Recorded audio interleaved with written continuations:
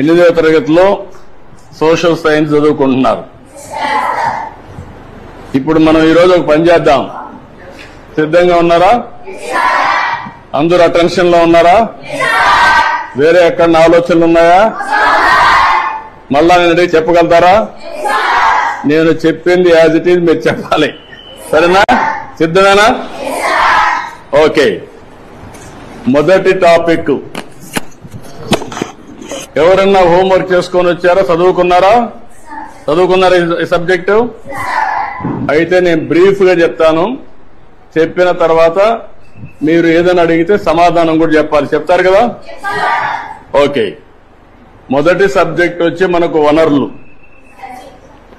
వనరుల గురించి మనకు ఒక చిన్న కథ. మోనా రాజు తమ ఇంటిని శుభ్రపరుస్తూ వాళ్ళ తల్లితో గడుపుతా ఉంటారు. అప్పుడు ఈ బట్టలు, పాత్రలు, ఆహార ధాన్యాలు, దువ్వెనలు, తేనె సీసా, పుస్తకాలు చూడండి. వీటిలో ప్రతి ఒక్క దానికి ఉపయోగం ఉంటుంది అనింది. ఎవరు? మోనా చెప్పింది. అందుకే అవి ముఖ్యమైనవి. ఇవి అన్ని కూడా వనరులు అని ఎవరు చెప్పారు?